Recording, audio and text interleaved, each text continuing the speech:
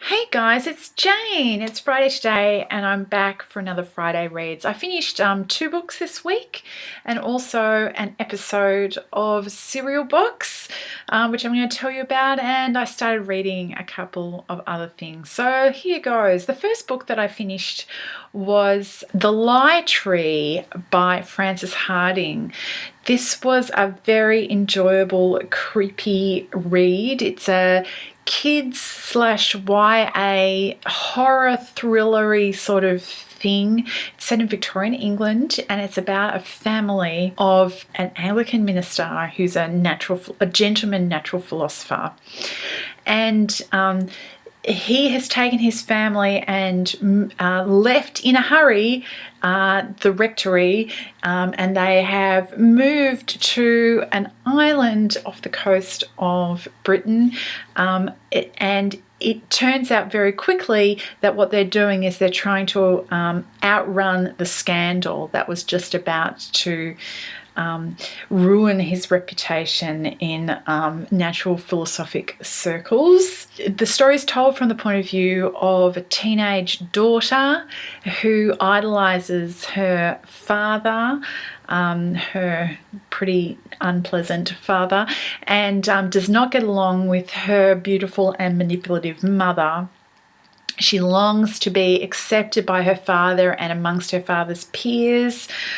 She's bright and she is interested in natural philosophy, but is coming to realize that by virtue of the fact that she's a girl, she's excluded a priori. And that's a lot of the thematic weight of the story. It's also about a particular specimen in the collection of her natural philosophic father. It is a tree, and it has very particular characteristics that are quite unique, and the characteristics of that tree lead us to both understanding the scandal and also lots of the action of this story. It's a really engrossing read, and if you like something that's a bit darker, I can highly recommend The Lie Tree by Frances Hardinge. The other book that I read this week was called A Cold Day for Murder by Dana Stebenow. I'm probably mispronouncing that. I've never actually heard Dana Stebenow spoken of in BookTube. It may be that I'm just not watching the right channels. I'd never heard of her either. She has written a huge number of very popular mystery books. I came across her by reading an article this week, very interesting article. Excuse me, rubbing my eye like that. A very interesting article that did some really in-depth data analysis, statistical analysis of some of the stats from Goodreads to analyse what is in fact people's favourite books across a range of different sort of subsections. And in this one case, they looked at genres, and they looked at across, it had to be a minimum of 5 books by the same author who was the favourite author in particular genres, and they looked at about 20 genres. And their pick for the most popular author for crime fiction was Dana Stebenow, and I read a lot of crime fiction and I had never heard of her, and so it made me look at her books. A Cold Day for Murder is the first in a series of mysteries whose central character is Kate Shugak. Again, I'm probably mispronouncing that. And it's set in Alaska. Kate Shugak is an Indigenous member of the First Peoples in Alaska. She doesn't live in the cities. She lives on a homestead near a park, which is kind of a reservation esque kind of scenario, and she is an investigator, or at least she's at the beginning of this story. She's a retired investigator. She retired because she was involved in an incident where her life nearly came to an end about 18 months before the opening of this story. But she is pulled back into that role as an investigator for the district attorney, I think, because somebody has gone missing in the park, and then another investigator was sent out looking for the missing person, and the second person has also gone missing.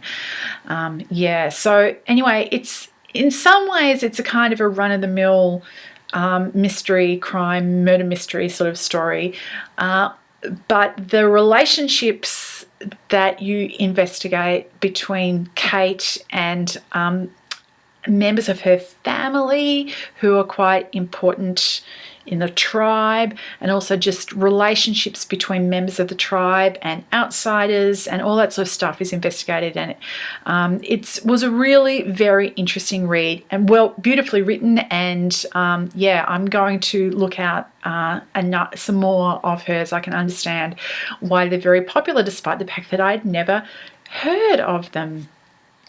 So those are the two books that I finished this week. I also picked up a Cassandra Clare book, who I'd never read before. She was listed in this analysis as the most popular science fiction author, which kind of threw me, because as far as I can see, she's not writing science fiction. I haven't read them, but my understanding is that they were kind of urban fantasy, or fantasy at any rate. Obviously, they have been listed by enough people as science fiction in their Goodreads ratings that they outweighed any of other science fiction authors, despite the fact that it's not science fiction. So in a way, it kind of made me go, well, if so many people, how can 1,000 monkeys be wrong, or whatever, some equivalent of that thing. So I thought I should really have a look at Cassandra Clare. So I got the City of Bones, which is the first of the Shadowhunters books. I am about a quarter of the way through, and I have to say I'm not sold.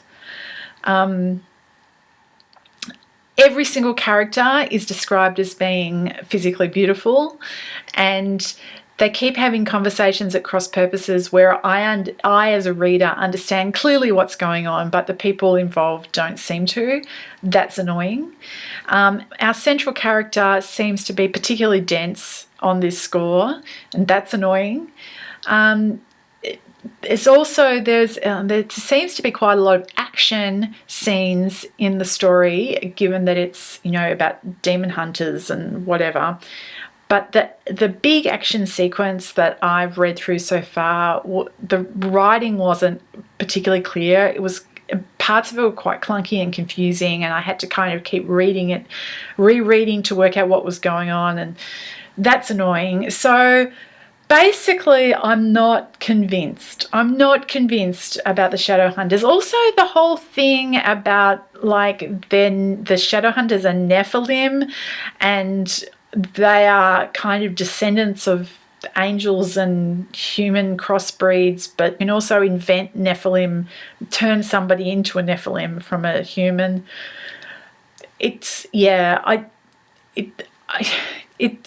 hasn't won me over, is what I'm saying. So I'm not sure if I'm going to continue with this. I'm certainly not going to continue with the series. I may finish up this book, but I'm not going to, unless things change dramatically, I'm not going to be pushing on with those. I've also been reading a bit more of this one, Prisoners of Geography. What am I? Somewhere between a quarter and a third of the way through.